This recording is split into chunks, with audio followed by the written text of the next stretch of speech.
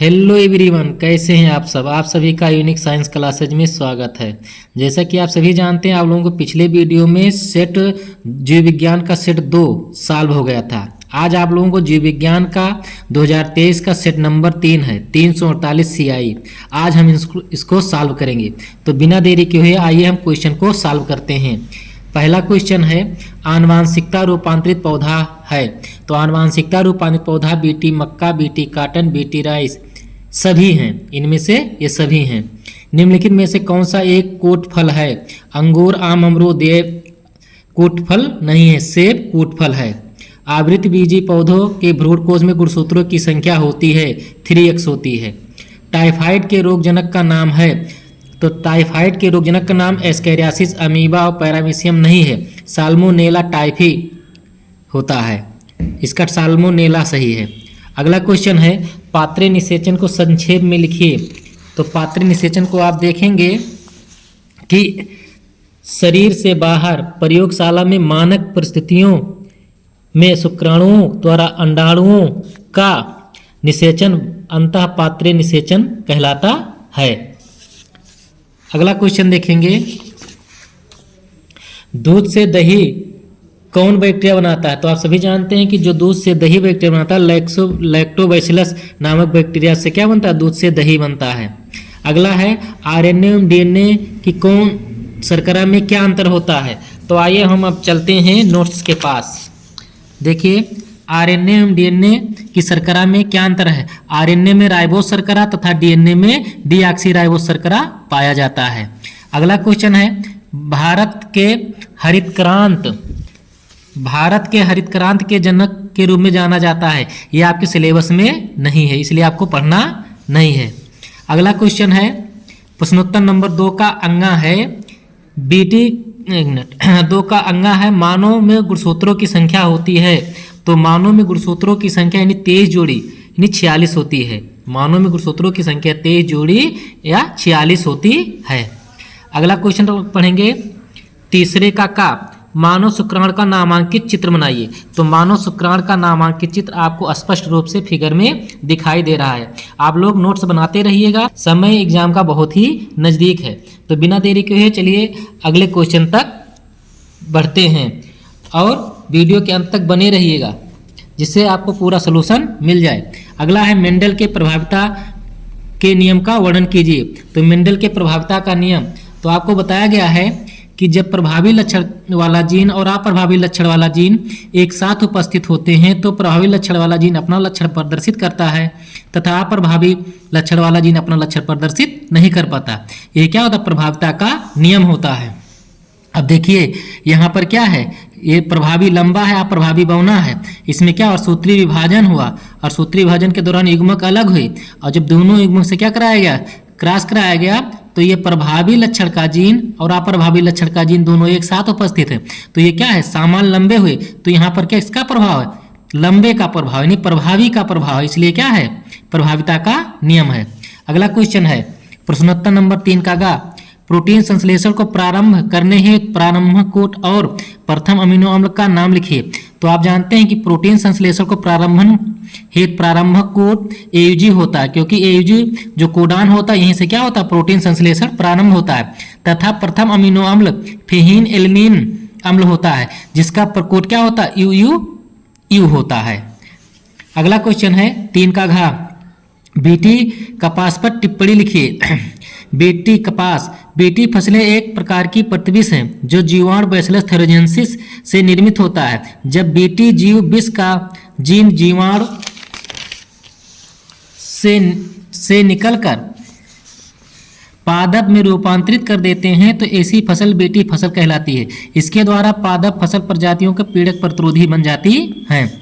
अगला क्वेश्चन है, सक्रिय और निष्क्रिय प्रतिरक्षा में क्या अंतर है? सक्रिय प्रतिरक्षा, जब परपोषी प्रतिजनों का सामना करता है तो उसके शरीर में एंटीबॉडी बनती है।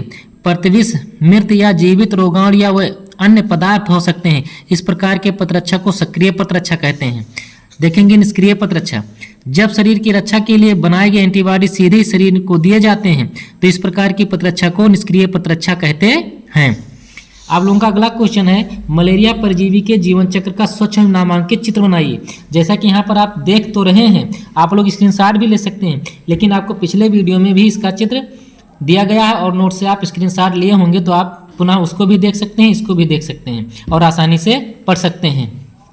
अगला क्वेश्चन है 4 का खा, पुष्पी पौधों में मादा गुरुबीजाणुधानी का नर युग्मोद्भिद भ्रूण के सहित नामांकित चित्र बनाना है। तो नामांकित चित्र आप लोग स्पष्ट रूप से देख सकते हैं कि एक नामांकित चित्र होता है एक भ्रूण कोष का।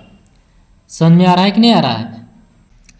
अगला क्वेश्चन है 4 का घरेलू खाद्य पदार्थों के उत्पादन में किन्हीं 3 सूक्ष्म जीवों की भूमिका का वर्णन कीजिए। तो आइए देखते हैं। घरेलू उत्पादों में सूक्ष्म जीव, जैसे आप जानते हैं घरों में दही बनाया जाता है, डोसा इडली है, पनीर है, तो बिना देरी के हुए देखिए दही क्या, दूध से दही बनाने के लिए उसमें जामन लगाते हैं और थोड़े से जामन से लाखों करोड़ों की संख्या में 2 प्रकार के बैक्टीरिया होते हैं, स्ट्रेप्टोकोकस थर्मोफाइल तथा लैक्टोबैसिलस बल्गेरिस, जिसे लैक्टिक अम्ल बैक्टीरिया एलेटी द्वारा निरूपित करते हैं। इस प्रक्रिया को स्ट्रेप्टोकोकस अम्ल बनता है तथा लैक्टोबैसिलस सुगंध प्रदान करता है। डोसा इडली, स्ट्रेप्टोकोकस पिकेलिस तथा ल्यूकोनास्टाक ये आटे के किण्वन की प्रक्रिया करते हैं जिससे का उत्पादन होता है, जिससे CO2 का उत्पादन होता है, जिससे आटा फूल जाता है। पनीर, दूध से लैक्टिक अम्ल के किण्वन से पनीर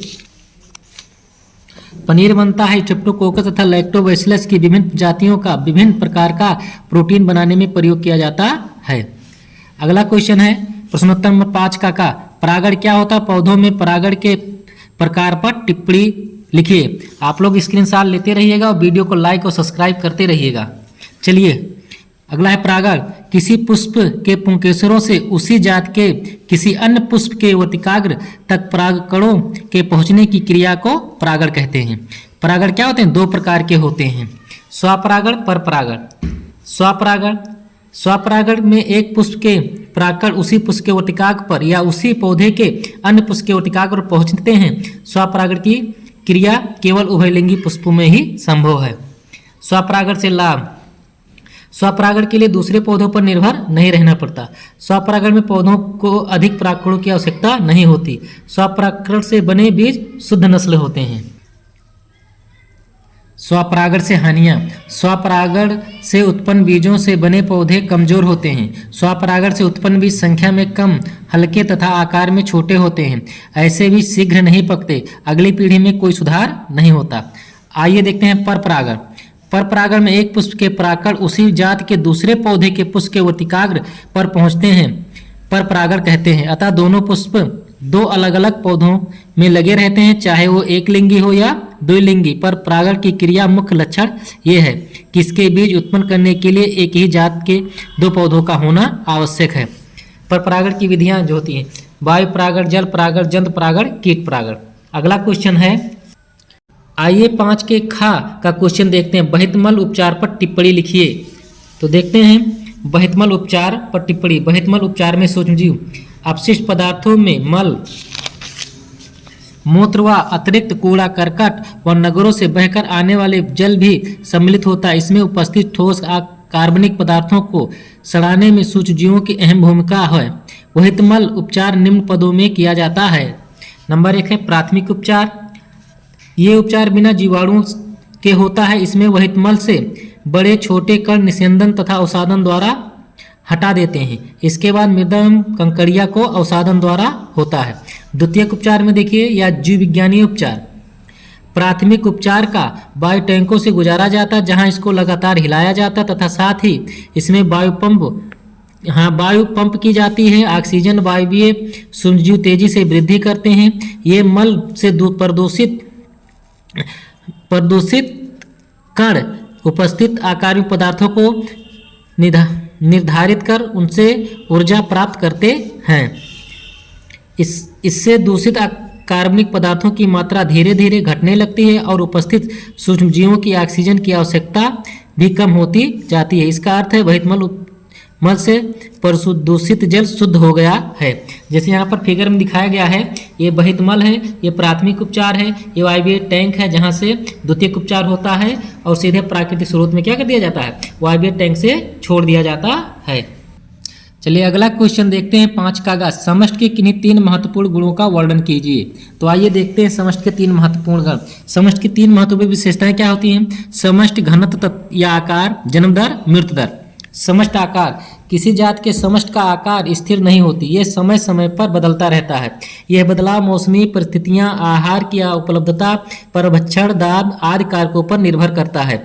घनत्व 4 मूलभूत कारकों द्वारा घटता या बढ़ता है। समष्टि का घनत्व बढ़ाते हैं जन्म दर एवं आप्रवासन, घटाने वाले मृत्यु दर या उत्प्रवासन। जन्म दर का मतलब जन्म लेगा तो संख्या बढ़ेगी। आप्रवासन यानी किसी प्रदेश से दूसरे प्रदेश में आ जाएंगे तो वहाँ उसकी संख्या क्या होगी? बढ़ेगी। घटने में क्या हो, जब कोई जीव मरेगा तो वहाँ उसकी संख्या क्या होगी? घटेगी। या वहाँ से कुछ जीव अलग प्रदेश में चले जाएंगे तो वहाँ उसकी संख्या क्या होगी? घटेगी। ये उत्प्रवासन का मतलब होता है। आइए देखते हैं जन्म दर। एक निश्चित समय में किसी जीव द्वारा जन्मे शिशुओं की संख्या को जन्म दर कहते हैं।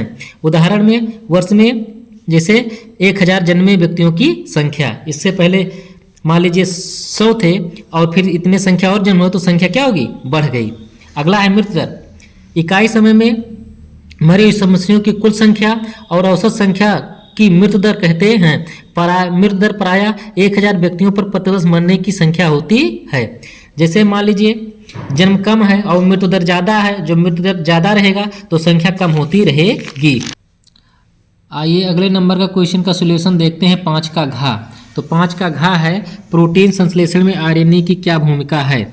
यह आरएनए या डीएनए से राइबोसोम में एक या एक से अधिक जीनों के एन्कोड की गई जानकारी वितरित करता है, जिसे बाद में प्रोटीन में डिकोड किया जाता है। आरएनए यह है आरआरएनए, यह प्रोटीन संश्लेषण को उत्प्रेरित करता है। टीआरएनए यह प्रोटीन बढ़ती पॉलीपेप्टाइड श्रृंखला में संयोजन के लिए राइबोसोम में अलग अलग अमीनो अम्ल ले जाता है। अगला क्वेश्चन है क्वेश्चन नंबर 6। क्वेश्चन नंबर 6 है निम्न पर टिप्पणी लिखिए। प्लाज्मिड वाहक, असंग जनन, जैव विविधता एवं इसके संरक्षण, पुनर्योगज, डीएनए।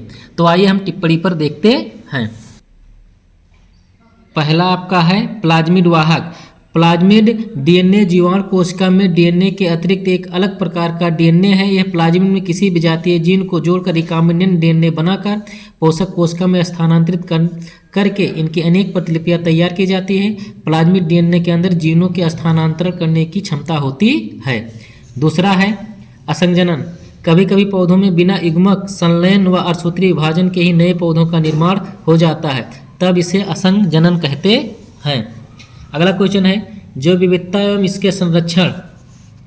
किसी भी पारिस्थितिक तथा तंत्र अथवा जीनोम में पारस्परिक निर्भरता तथा अंतः क्रियाएं करते हुए पादप जंतुओं और सूक्ष्म जीवों की विभिन्न जातियों का पाया जाना जैव विविधता कहलाता है। अगला है 6 का गा संरक्षण। जैव विविधता एवं इसके संरक्षण। तो संरक्षण में क्या होता है? स्वस्थानीय संरक्षण। स्वस्थानीय संरक्षण में विभिन्न प्रजातियों के जीनों को प्राकृतिक अथवा मानव निर्मित पारिस्थितिक तंत्रों में संरक्षित किया जाता है। बहुस्थानीय संरक्षण। संकटग्रस्त जीवों में उनके प्राकृतिक आवासों को अलग करके विशेष स्थान पर संरक्षित करना बहुस्थानीय संरक्षण कहलाता है, जैसे चिड़ियाघर है, बीज बैंक है, जलशाला है आदि। अगला है पुनर्योगज डीएनए तकनीकी। वैज्ञानिकों द्वारा डीएनए की संरचना में आवश्यकता अनुसार फेरबदल करना ही जीन मैनिपुलेशन या आनुवांशिक इंजीनियरिंग कहलाता है। अब देखिए आज आप लोगों को 1 नंबर से क्वेश्चन 6 नंबर तक हल करवा दिया गया है। अब आपको अगले वीडियो में 7, 8 और 9 नंबर के सॉल्यूशन मिलेंगे। तब तक के लिए धैर्य बनाए रखिए। Thank you so much.